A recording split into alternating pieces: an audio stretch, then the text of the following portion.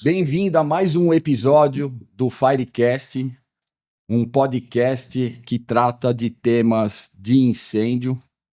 Hoje estamos indo para o 8º episódio e com uma presença muito marcante do nosso entrevistado. Tenho certeza que vocês vão ficar muito satisfeitos, que é um tema bastante comum e vai ser bastante enriquecedor. Eu sou Armando Quintaneiro, sócio e diretor da Arquitec, e estou aqui com o meu convidado, Marcos Kahn. Quem é o Marcos Kahn? Ele é diretor da KB Engenharia, membro da ABDEH, Associação Brasileira de Desenvolvimento de Edifícios Hospitalar. Já tem aí uma linha do que vai ser o tema nosso hoje. E professor do curso de pós-graduação de Arquitetura Hospitalar no Hospital Albert Einstein. Marcos, prazer recebê-lo. Uma honra ter você aqui, uma pessoa com tanto conhecimento. Gostaria que você se apresentasse, já dei um spoilerzinho, né? Mas gostaria que você se apresentasse um pouquinho aí e falasse um pouquinho para a gente da sua carreira. Obrigado, Armando. Obrigado por me receber, obrigado por abrir oportunidade para a gente poder falar um pouco sobre segurança contra incêndio em estabelecimentos assistenciais de saúde. Trabalho há um tempo nessa área, eu diria que esta é a praia, né? Essa é a minha praia. Tem mais de 30 anos que a gente está envolvido com edifícios de saúde, não só hospitais, né? Militando sobre segurança contra incêndio. A gente começou no primeiro projeto, digamos, de acreditação internacional, utilizando normas de fora ainda, porque a gente não tinha um embasamento técnico ainda tão relevante no Brasil. Claro que falta, mas tem bastante coisa ainda para fazer, mas tem muita coisa bem feita aqui. E desde lá, né? Atuando junto, por exemplo, da ABDH, junto do CB24 e da BNT, quando a gente tem oportunidade, participando com corpos de bombeiro, para melhorar a segurança contra incêndio nos hospitais. Excelente, excelente. Você falou alguns pontos que são bastante importantes, né? As normas hoje estão passando por uma grande transformação, indo no quesito de conscientização, indo no quesito de aprimoramento, seja ele do equipamento ou do serviço. A gente participa lá, de vez em quando, do CB24 também. É Importante. muito interessante o que está sendo desenhado em cima da norma da 17240, que é a principal norma aí que rege a detecção e alarme de incêndio, né? A parte de incêndio. Legal, Marcos. E aí, assim, a gente, como sempre, a gente aborda assuntos, né, do dia a dia. E aí você, como um especialista, eu já vou direto ao ponto aqui, fazendo uma pergunta para você que eu acho que eu tenho certeza que você vai poder esclarecer para a gente. É um tema que, para mim, já foi muito de dúvida, né? E entender. Hoje eu entendo como funciona, mas eu tenho certeza que o nosso público que está nos assistindo, inclusive quem não segue o nosso canal lá, Firecast @25, nós estamos no 8º episódio, já estamos com 7 episódios para trás, com temas extremamente importantes. Vale a pena vocês darem uma olhadinha e assistir os outros temas. A gente fala de carro elétrico, sobre incêndio de carro elétrico, nós falamos sobre sistema de gestão de incêndio, falamos sobre normas, tivemos o Major Palumbo, que está esteve junto com a gente aqui. Então, tem bastante. Major, não, o vereador Palumbo, que esteve aqui com a gente, tem bastante tema, bastante interessante, que eu acho que vale a pena você se olhar lá um pouquinho, tá? Marcos, indo com a pergunta para você, vamos lá. Eu sempre tive essa curiosidade, né? Como se faz uma evacuação de um hospital? Né? Quando a gente está num hospital, a gente tem pessoas com cadeiras de roda, nós temos pessoas que não conseguem nem sequer se levantar. E o pior, tem gente que depende de aparelhos, que estão ali ligados em aparelho. Eu fico imaginando a complicação que é fazer essa evacuação caso tenha algum problema de incêndio. Como é que a gente faz a evacuação de um hospital? Acho que a gente está começando com uma questão bem complexa, ou seja, entender primeiro, e eu acho que você já apontou pontos aí muito relevantes, que diferenciam o hospital de outras instalações. Obviamente, a gente tem a parte de infraestrutura como um todo, mas focando especificamente nas pessoas, você tem no hospital um público que consegue ouvir um alarme e ouvir o alarme e consegue sair por si só, e grande parte não. E aí começam as diferenciações. Quando a gente tem, por exemplo, uma maternidade, você vai ter uma proporção maior de pessoas que conseguem se valer por si para evacuar, para abandonar o hospital, ou uma área dele, que é o mais adequado. Porém, quando você vai para um hospital oncológico, a velocidade das pessoas muda. Quando você vai para um hospital de trauma, você vai ter muito mais pacientes ligados, por exemplo, à cama, né? E um hospital que tenha, por exemplo, UTIs, né? Aí sim a gente começa a ter pacientes que estão efetivamente dependendo ali de aparelhos eletromédicos para poder sobreviver em alguns casos. Então, ter uma situação de incêndio é a última coisa que você quer. A gente tem que trabalhar, obviamente, primeiro para não chegar a isso. Mas ao longo de 40 anos aí da vida útil, por exemplo, de um hospital, se imagina que ele tenha de 1 a 2 ocorrências relevantes. Incêndios menores vão acontecer com muito mais frequência, mas ocorrências mais relevantes que precisem aí de deslocamento também vão acontecer. Então, não é um caso de se acontecer, é quando acontecer. E a gente tem que estar preparado, obviamente, para isso. E para isso eu costumo brincar, né, que a gente acaba tendo os 3 P's: projeto, planejamento e persistência. Como assim persistência? Persistência em treinar, treinar e treinar. Só assim a gente vai conseguir, numa ocorrência real, ter a chance de minimizar o impacto, né, na assistência dessas pessoas. Para cada tipo de caso, se tem ali um tipo de ação. Então, como a gente vai conseguir retirar pessoas e por que meios, né? Eu diria que a gente começa com um projeto bem feito, e aí eu gostaria particularmente de deixar um alerta, porque não são todos os projetos, né, ou poucos, na verdade, são pensados para o fluxo de emergência de incêndio. Então, várias das vezes a gente pega planos de evacuação que não consideram as deficiências existentes na edificação. Por exemplo, falhas na compartimentação que vão espalhar fumaça.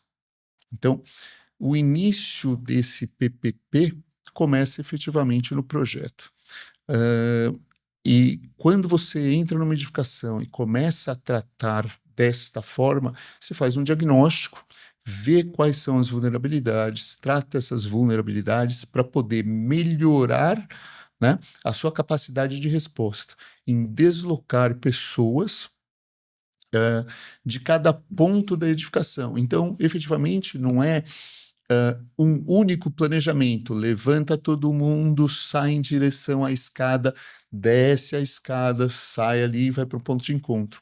Por quê? Se o incêndio for na UTI, um procedimento. Se o incêndio é na internação, outro. Se for em internação oncológica, você vai ter algumas variações e por aí, né, vai indo. Ou seja, aonde pegar fogo, onde é o início, né, da ocorrência, vai te determinar atuações distintas. E, obviamente, por ser uma edificação hospitalar, a gente tem aí uma outra necessidade. A gente não tem que treinar equipes fundamentalmente para combater o incêndio, montar linha de mangueira e efetivamente ir atrás, né, de controlar o fogo. A gente precisa ter pessoas que sejam capazes de tirar os outros, ou seja, auxiliar no abandono. Então, a grande maioria, né, do staff tem que ser treinado para esta parte de abandono, deslocando pessoas de outros pavimentos para poder ajudar no deslocamento, que em primeiro lugar tem que ser horizontal. E aí a gente depende muito de compartimentação contra incêndio, mas principalmente contra fumaça, que é o que mais mata nessas situações.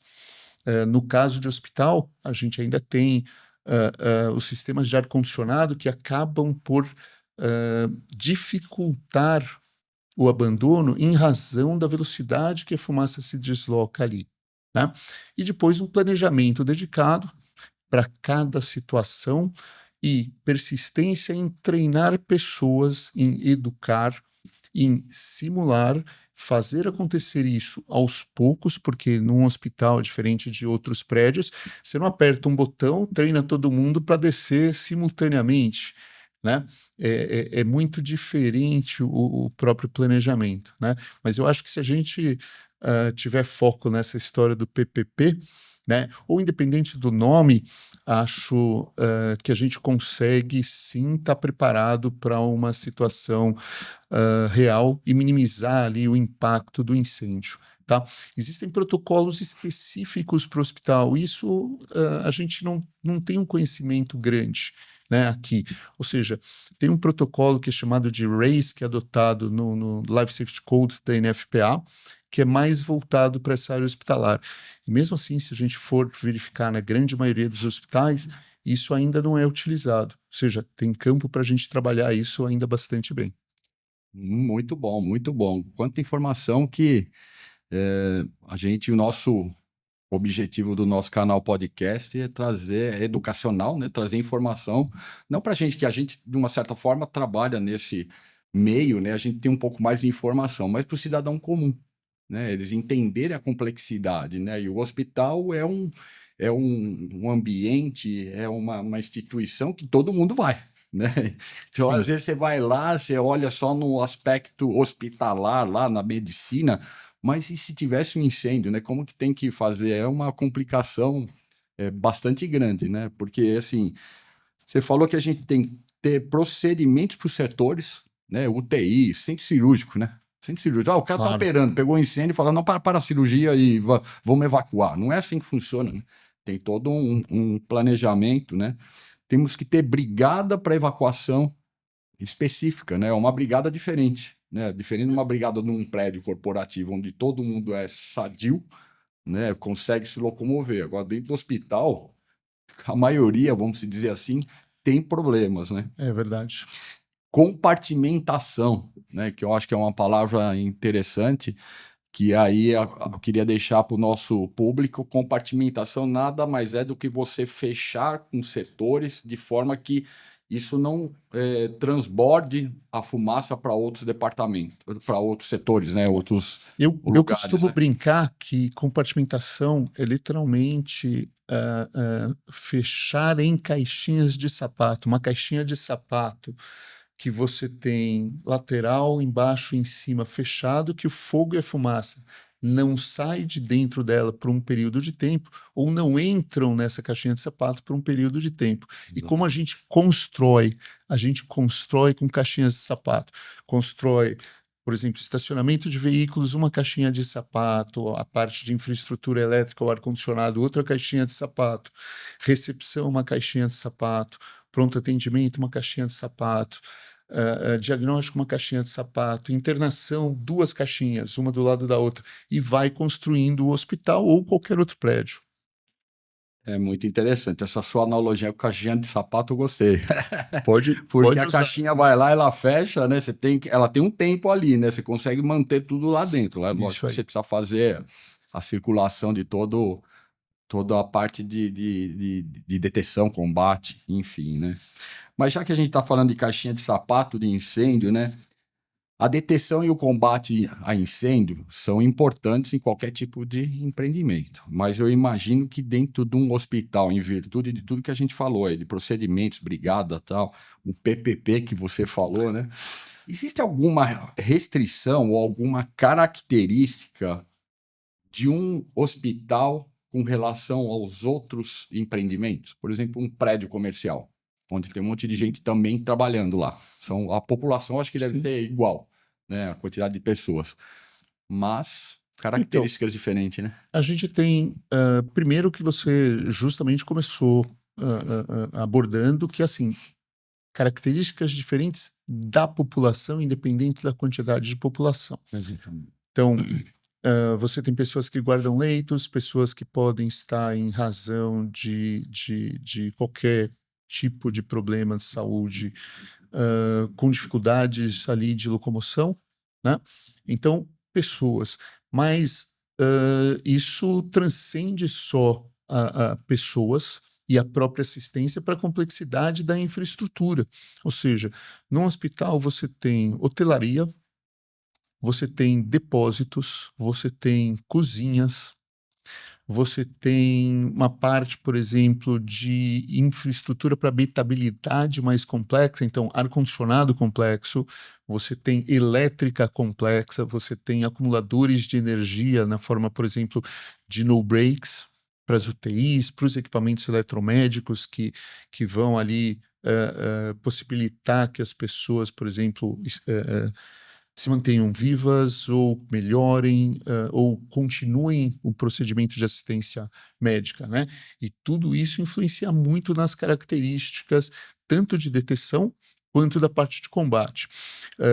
Só para citar, por exemplo, a parte de detecção, você tem ambientes que são altamente condicionados e que a detecção não pode ser feita de maneira pontual, como ela pode ser feita na grande maioria, por exemplo, de uma edificação comercial ou industrial, ou qualquer do gênero. Então, por exemplo, numa sala de cirurgia, a sala de cirurgia fica com o ar-condicionado ligado quase que 100% do tempo, para manter, por exemplo, todos os patógenos, manter uma pressão positiva, manter tudo fora ali. Se você tem um fluxo laminar, que é, de novo, fazer, por exemplo, proteger o campo cirúrgico, a mesa de cirurgia, né? O ar, ele está em volta dessa mesa e leva para os lados, né, todos os patógenos. Então, por exemplo, se o ar-condicionado está, né, funcionando e você tem ali um incêndio dentro da sala, dificilmente a fumaça desse incêndio vai acabar entrando no campo. Sim. Então, se você coloca um detetor em cima, ele fundamentalmente não funciona para nada, a não ser no dia que você vai fazer manutenção e vai desligar o ar-condicionado. Exatamente. Então, você precisa ter, por exemplo, detecção nos dutos de retorno de ar desta sala, e que várias das vezes isso não é levado em consideração. Sim. A gente tem uma norma específica sobre ar-condicionado para o hospital, que é a BNT-NBR 7256. E ela tem um capítulo específico que fala como proteger o hospital de um incêndio, né, no que tange a responsabilidade ali dos sistemas de ar-condicionado, né? Então, detecção, você tem as suas particularidades. No combate, né, você tem diversas outras peculiaridades. Por exemplo, numa edificação comercial, o Corpo de Bombeiros chega, teoricamente, vai lá, né, se o teu sistema não faz isso automaticamente, o bombeiro vai lá e desliga a energia principal. Desligou a energia principal, vai cair, por exemplo, 95% do prédio. Ar-condicionado, tomadas, iluminação, todos os sistemas ali são desligados, né? Num hospital, você não pode apertar um botão e desligar tudo, porque, eventualmente, você depende de condicionamento de ar numa sala de cirurgia, você depende de elétrica e de iluminação na sala de cirurgia, você depende de equipamentos eletromédicos que estão ligados, claro, redes elétricas específicas, você consegue desligar, digamos, a parte mais geral, né, de internação, etc., e vai manter todos os equipamentos ali, todos os dispositivos eletromédicos, toda a iluminação dessas áreas que são extremamente sensíveis, né? Mas não existe essa de desligar geral. Acima de tudo, você tem outras complexidades ali, principalmente ligada à rede de gases. Imagina você ter que combater um incêndio onde você tem ali uma rede levando oxigênio puro, né? Hã, praticamente puro, né? Na verdade, o oxigênio medicinal é quase que 100%.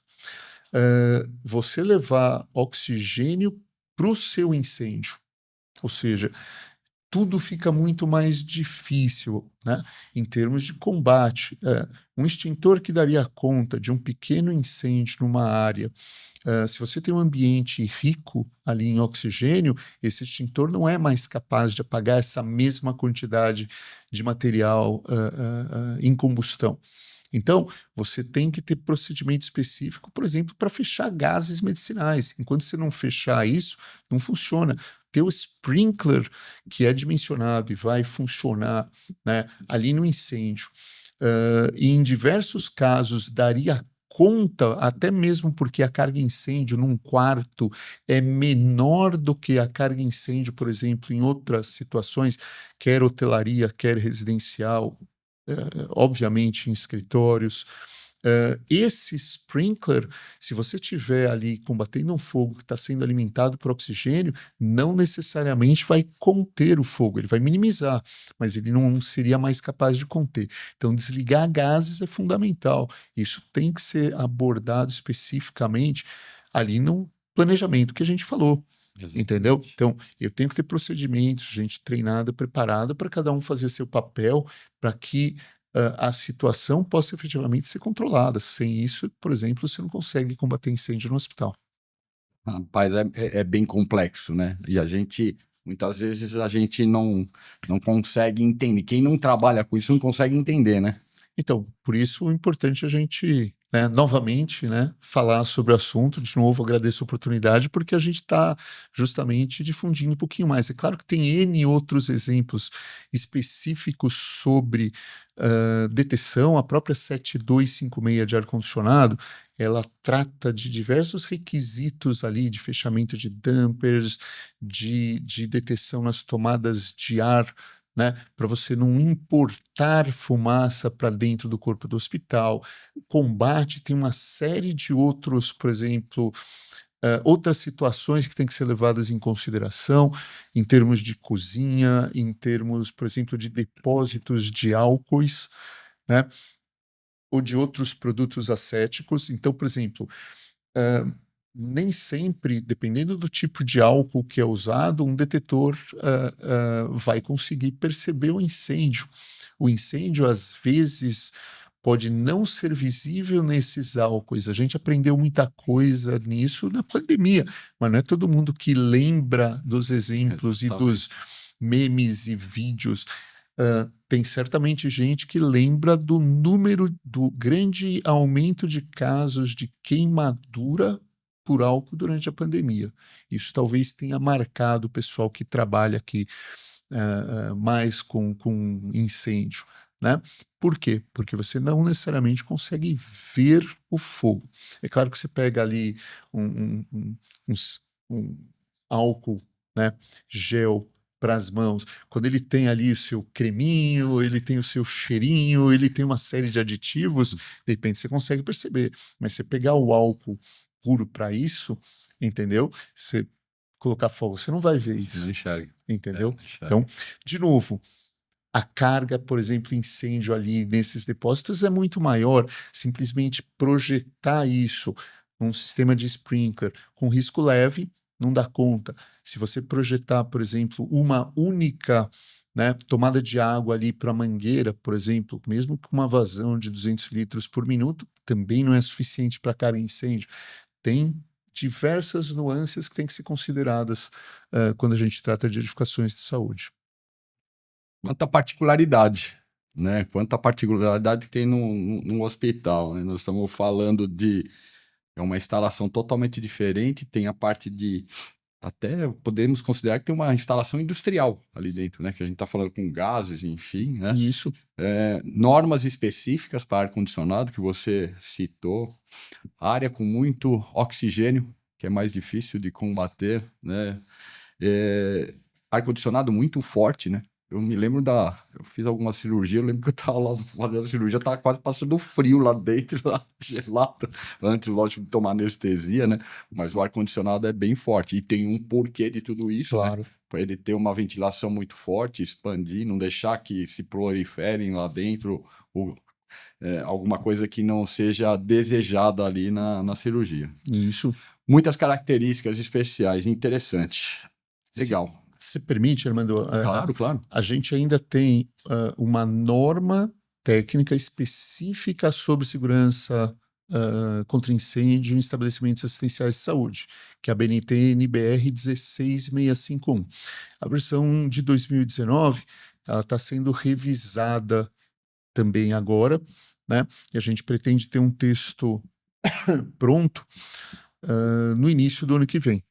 Então, teremos novidades no ano que vem sobre a atualização dessa norma. É uma primeira norma, ela trata de pouca coisa do ambiente de saúde e agora ela está sendo bastante expandida e assim a gente vai caminhando gradativamente para melhorar o nível de segurança contra incêndio no Brasil, né, com relação aos edifícios de saúde. Essa norma apresenta diferenciais com relação, por exemplo, às instruções, regulamentos, notas, independente do nome que é usado pelo Corpo de Bombeiros de cada estado do Brasil. Perdão. E requisitos que superam, né, por exemplo, as normas. Então, por exemplo, o uso de chuveiros automáticos para os bombeiros é a partir de uma determinada altura. Para hospitais, outra altura, uma altura menor, né?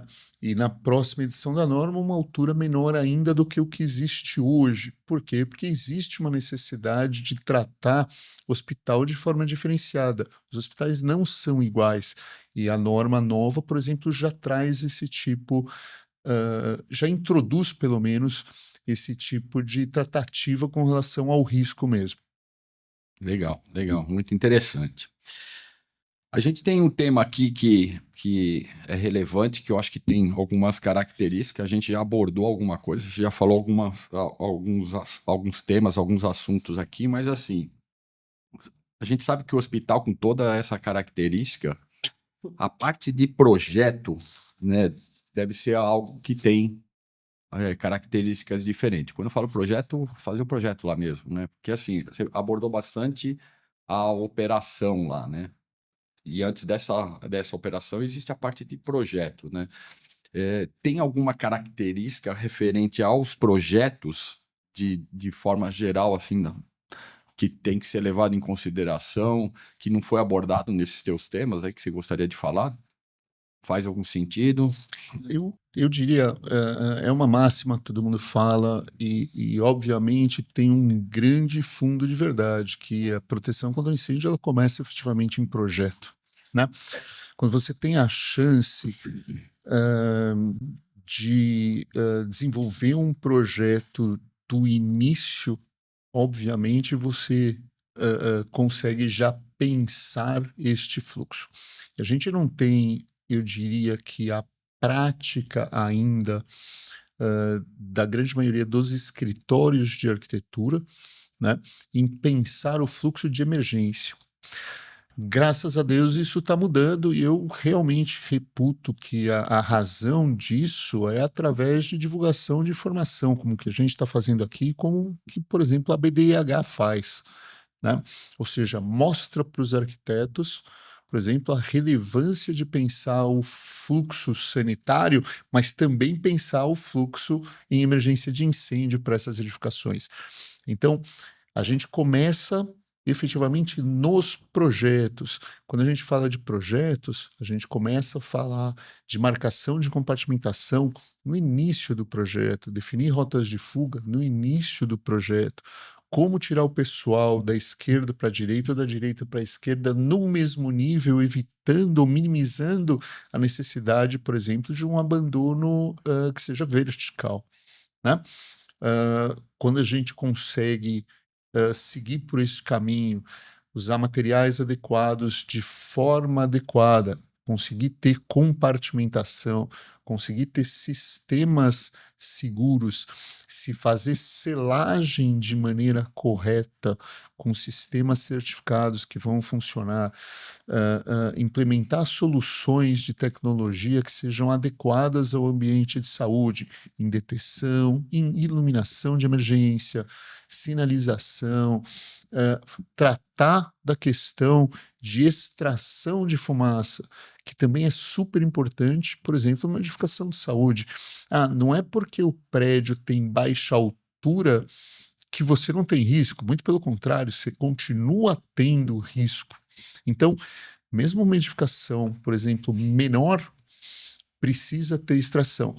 Você chegou a comentar ali, por exemplo, sobre UTIs, e sobre centro cirúrgico. Eu não tiro uma pessoa do centro cirúrgico, ou não tiro uma pessoa de uma UTI, dependendo, por exemplo, de ventilação mecânica, em questão de segundos. Eu tiro uma pessoa em 15 minutos ou em quase, né, 30 minutos, por exemplo. Então, como eu vou fazer, ou como eu vou ficar exposto à fumaça por 15 minutos? Se eu não tiver soluções, por exemplo, como extração de fumaça, é impossível fazer isso. Então, depende da altura onde está, por exemplo, a tua UTI, depende da altura onde está teu centro cirúrgico? Não. Aonde ele estiver, eu preciso de extração de fumaça nesses ambientes. E isso não está sendo levado em consideração, mesmo em projetos recentes, mesmo tendo norma técnica específica sobre esse assunto. Então, esse tipo de consideração eu acho muito relevante, porque isso a gente vê em projeto. Mas tem um outro aspecto que eu particularmente também gosto de destacar. O hospital, ele efetivamente é uma edificação que sofre transformações o tempo todo. Sai um novo equipamento eletromédico ou um novo tratamento. Eu preciso de requisitos diferenciados agora de ar-condicionado, ou de proteção radiológica, ou de humanização, ou de qualquer outro fator que leva, por exemplo, uma edificação hospitalar a ter uma reforma. Primeiro, eu preciso tomar cuidado com relação ao incêndio nesta reforma. Por quê? Porque o pessoal aqui chega para reformar, desliga o sprinkler, porque se eu mexer em alguma coisa pode vazar. Então, não. Desliga o sprinkler. Tira os extintores, porque alguém pode roubar. Entendeu? Ou pega o extintor e deixa ali na porta corta-fogo, né, aberta, para poder entrar e sair material. Tira a plaquinha de sinalização, alguém pode levar para casa. Entendeu? Em resumo, tudo que você fez, planejou ali, né, no dia zero da reforma, todo mundo anula, né, as suas proteções. Então, eu tenho que ter procedimento específico para a reforma. Fora isso, na reforma entram materiais inflamáveis, eventualmente soldas, ou seja, eu agravo o risco e diminuo absolutamente a minha segurança contra incêndio, as minhas medidas ali de segurança contra incêndio. Então, a reforma não pode ser tratada dessa forma. Então, a própria 16651 da BNT, ela trata de características específicas para se fazer reforma. Mas, de novo, a reforma é uma oportunidade para eu melhorar a segurança contra incêndio de uma parte da minha edificação. Então, isso acontece com grande frequência. Se cada um desses projetos a gente der um passinho ali adiante, em breve a gente vai ter realmente uma edificação muito mais segura. E isso funciona, inclusive, com sistemas de combate, por exemplo. Ou seja, muito difícil colocar um sprinkler numa edificação sem sprinklers. Mas, se a gente começa num cantinho, num segundo cantinho, num terceiro cantinho, depois une isso, né, ali numa aprumada, num riser. Esse riser está, por exemplo, alimentado na calçada para um recalque. Né? Então, no caso de um incêndio, aí o bombeiro já consegue injetar água na edificação para isso. Mais para frente, eu consigo construir um reservatório e bombas, e aí deixo o sprinkler funcionando como deveria ser. Mesmo que seja um passinho de cada vez, nesses 40, 50 anos, ou aqui no Brasil, 100 anos para mais, em algumas edificações, eu vou ter uma edificação mais segura. Então, é possível fazer isso, e a gente tem diversas tecnologias que podem ser usadas para isso, disponíveis aqui. A gente tem uma engenharia de primeiro mundo para fazer isso, né? A gente não deve absolutamente nada, né, a outros países com relação à tecnologia. A gente tem gente capaz aqui, é só ter vontade, né, de fazê-lo, entendendo o risco, né, sabendo que a gente precisa deixar para essa infraestrutura investimentos relevantes, e não só investimentos em equipamentos eletromédicos novos. O que a gente vê também na prática é assim, ó, eu tenho dinheiro para comprar um tomógrafo super ultra novo aqui, entendeu? Mas a elétrica para alimentar esse tomógrafo, o ar-condicionado para essa sala, não necessariamente tem investimento nenhum. Então você tem como se fosse ali uma Ferrari, entendeu? Mas sem dinheiro para uma gasolina ali de boa qualidade para dirigir. Ou mais, sem ter um piloto habilitado para dirigir uma Ferrari, né? Várias vezes, entendeu? Ou seja, quando você muda, né, eu diria que o entendimento do risco incêndio ali, você vai ter efetivamente medidas de proteção. Eu diria que hoje no Brasil são poucos os gestores e, de maneira geral, que têm ideia das consequências diretas e indiretas de um incêndio, né? Quem já passou por situações consegue enxergar isso com muita clareza, mas não é a maioria. Assim, tem muitas características, né? E não tem como eu não remeter aos episódios anteriores nossos, né? A gente falou um pouco, nós trouxemos a Fortec aqui, que também é uma empresa que faz projetos em gerais e faz a parte de consultoria também, né? E aí ele falou da parte de consultoria, né? O importante de ter uma consultoria no início, focado em incêndio, né? Consultoria na parte da concepção do projeto, né? Onde começa a se ter lá a arquitetura. Que teve um outro episódio também que a gente falou com o vereador Palumbo, que ele fez o combate lá no Memorial da América Latina, que é um empreendimento do Perfeito. Oscar Niemeyer, Exato. que ele foi fazer lá um combate e não tinha uma janela. Virou um forno lá, que era um lugar redondo, cheio de literalmente fumaça, não tinha extração Ou de seja, fumaça. literalmente a arquitetura é linda e maravilhosa, mas do ponto de vista de segurança contra incêndio, esta arquitetura, como outras do Niemeyer, constroem fornos. Exatamente, né? Então, falar de uma consultoria, seja ela na arquitetura, depois a gente tem a parte de projeto propriamente dito, né? Aí nós temos a área de obra, né? Obra, hospital, eu falo muito que assim, existem obras que são estáticas e são obras que são dinâmicas durante a obra, né? Um hospital, ele pode mudar o conceito dele durante a concepção dele. Um shopping, a mesma coisa. Um shopping center também. Sim. Faz lá, junta a loja, aumenta a loja, muda a loja de um lugar e tal, o tempo todo. E aí você precisa fazer toda essa adequação, né? Sim. O projeto nasceu de uma forma e aí ele começa a mudar na obra. E depois, durante a operação também. A operação, se você não tiver alguém lá olhando e atualizando, que aí é o caso também de shopping e também muito mais complexo de hospital, que você falou, né? Porque tem muita mais particularidade. Se não for atualizando, isso vai ficando fora de norma, né? Desse monte de número que você acabou falando. Esse monte de número que ele falou, não precisa decorar, não, tá? A gente que decora aqui esse monte de normas, né? Então, as normas são importantes justamente para dar caminhos, mas as normas, elas colocam o mínimo necessário. O mínimo necessário não é o adequado, mas na grande maioria das vezes não é adequado para o seu hospital ou para o seu risco de maneira geral, né?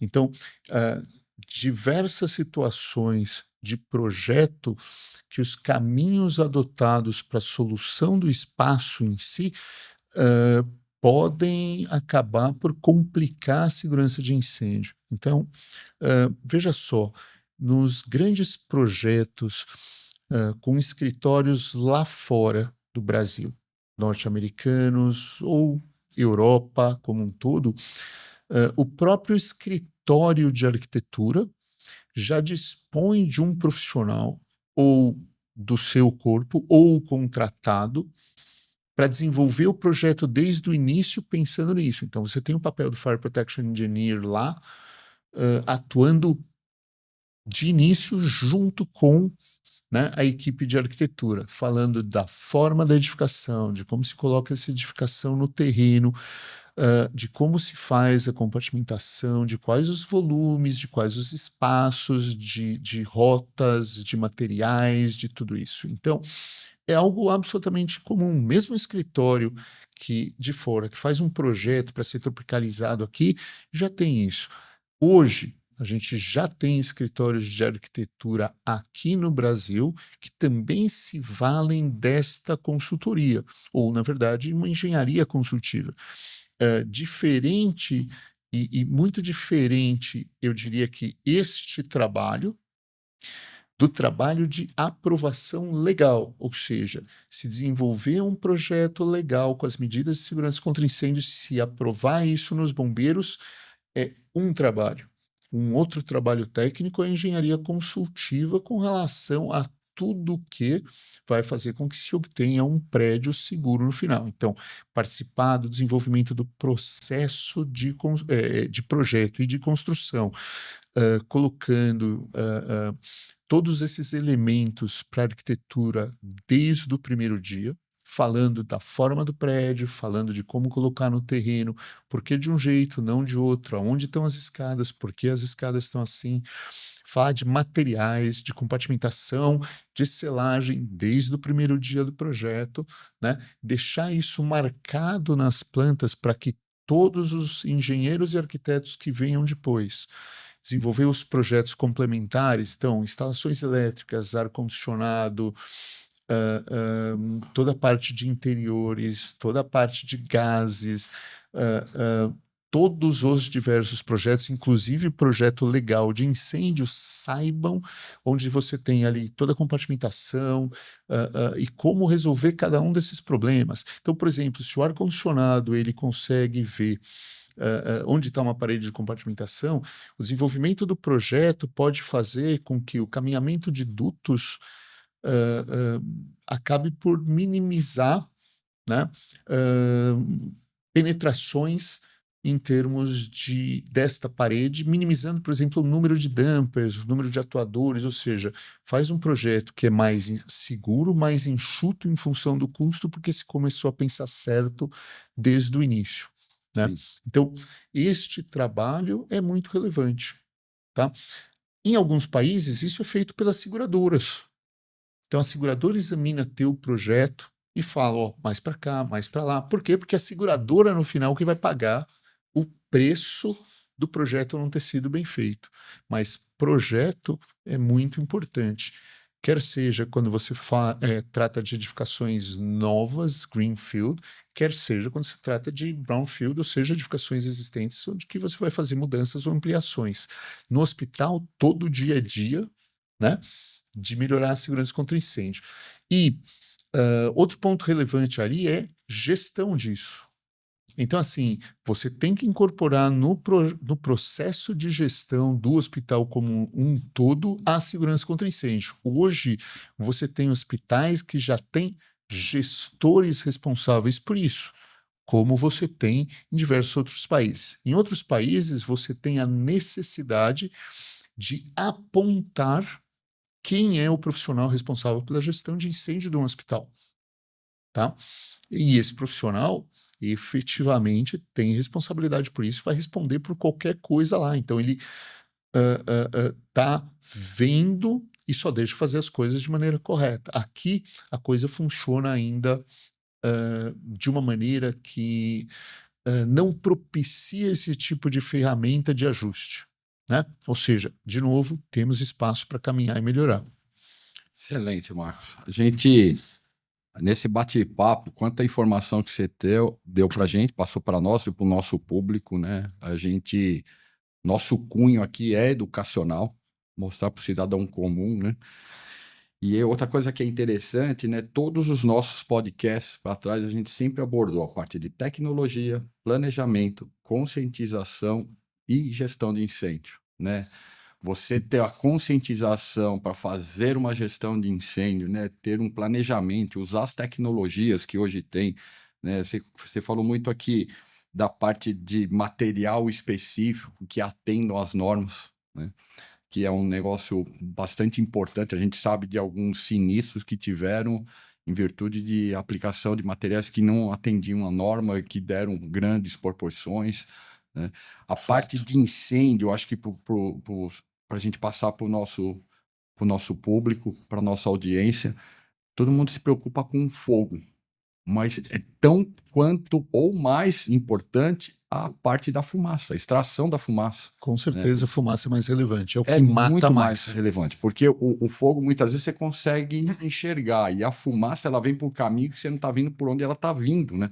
E essa fumaça é tóxica, né? Pode criar um Então, grande problema que a gente falou de evacuação, sim, os né? materiais, inclusive, acabam complicando isso. A escolha de materiais faz com que se exista a possibilidade de ter mais toxicidade na fumaça. E, diferente de outras edificações, a fumaça dentro de um hospital, em razão de áreas fechadas por uma questão de assistência à saúde, qualidade do ar, você ter efetivamente controle da qualidade do ar. Você tem áreas fechadas e sistemas de ar-condicionado que fazem com que a movimentação da fumaça no hospital seja maior do que a movimentação em outras edificações. O pessoal anda mais devagar e a Sim, fumaça anda mais rápido, mais ou rápido. seja, mais complicado. Ar-condicionado soprando, vai empurrando, vai empurrando a fumaça mais, de uma forma muito mais rápida ali, né? E Sim, que é necessário, né? os Enfim, dutos fazem isso. fazem isso, né? Legal, Marcos. Rapaz, foi um bate-papo muito esclarecedor para nós, assim como os outros. É, interessante a gente entender, a gente veio nessa linha, a gente tomou a iniciativa esse ano de montar esse canal do podcast. Nós já estamos com 7 para trás. Como eu disse para vocês, sigam nossas redes sociais, Firecast@25. Estão na plataforma do YouTube, do Spotify, e temos todas as nossas mídias sociais de Instagram lá. Tem muita informação que é muito interessante. Vai lá, segue, compartilha, passa para aquelas pessoas que você achar que é interessante, trazer e levar essa informação para eles, que a gente vai ficar bastante satisfeito, que é o nosso cunho, é ensinar a todo mundo aqui. Eu quero deixar para vocês a nossa despedida aqui. Antes de mais nada, eu quero agradecer ao Marcos, Grande prazer. professor Marcos, eu posso falar, né? Professor de arquitetura hospitalar do Hospital Albert Einstein. Isso não é para qualquer um, não, viu? Parabéns. Eu sou o café com leite daquela turma. Tem gente extremamente capacitada nesse curso e acho legal porque lá a gente também tem um espaço para falar com um pouco mais de profundidade, né, Sim. do que a gente está tratando aqui. Então, de novo, obrigado por me receber, Armando. Eu acho que ter oportunidade de falar sobre isso, trazer dados claros e principalmente deixar aqui algumas referências, quer sejam normativas, de instruções técnicas, de onde buscar esse conhecimento, e de novo a BDH é um desses pontos. Eu acho que é muito oportuno para atingir esse objetivo, que é passar um pouco de conhecimento para que o pessoal tenha a possibilidade, né, de ir atrás dessa informação e desta formação, né, para realmente trabalhar melhor, com mais segurança e oferecer soluções que sejam adequadas. Legal, legal. Você quer deixar algum endereço teu para quem quiser conhecer um pouquinho mais sobre a KB Engenharia? O momento é agora, falar para o nosso público. Obrigado. Na verdade, a gente tem, obviamente, site, então www.cabenengenharia.com.br, mas eu acho que mais importante do que falar da empresa em si, e hoje tem diversas maneiras de conseguir contatos, né? Eu acho muito mais interessante deixar, assim, referências como NFPA, como Organização Mundial da Saúde, particularmente a Organização Pan-Americana de Saúde que no próprio site da Anvisa você vai encontrar um manual de segurança contra incêndio, que é disponibilizado de maneira gratuita. Você tem livros disponíveis nos sites dos diversos corpos de bombeiro no Brasil que falam sobre isso. Você tem hoje acesso a normas técnicas para poder se inteirar, aprender um pouco mais, né, de como fazer o mínimo necessário. O adequado depende efetivamente de uma gestão de risco, né? E eu acho que deixar o recado que nesta área, como em diversas outras, estudar, aprender, compartilhar todo dia é muito importante, né? A velocidade hoje da informação é outra. E a gente precisa tentar se manter em dia com isso, para não deixar acontecer o que a gente continua vendo acontecer. A gente pode tratar, por exemplo, o incêndio da Kiss. O incêndio da Kiss, ele, antes de acontecer, tiveram outros idênticos. E depois do incêndio da Kiss, outros idênticos. O incêndio do Hospital Badim, no Rio de Janeiro, tivemos outros incêndios muito parecidos. E continuam a ter outros ainda depois disso. A gente tem que colocar um ponto final aqui. Não pode, a gente não pode continuar repetindo o erro. O erro num país está acontecendo no outro.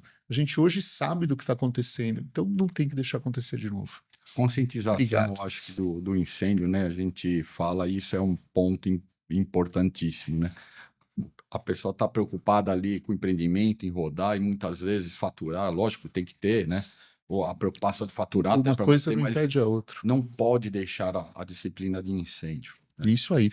Legal. Marcos, para a gente finalizar, a gente entrega um brinde aqui do Firecast para você. Muito obrigado. Para todos os nossos participantes. É uma recordação, uma caneca. Que legal. Uma caneca nossa, acho que bem útil. O pessoal tem gostado bastante. Obrigado, é bom para justamente se hidratar. Sem dúvida nenhuma, sem dúvida nenhuma. Pessoal, estamos chegando no final do nosso Firecast. Gostaria de estamos chegando no final do ano, né? Deixar aqui umas boas festas para todos vocês, um Feliz Natal e um próspero ano. E nos vemos o ano que vem. Até mais.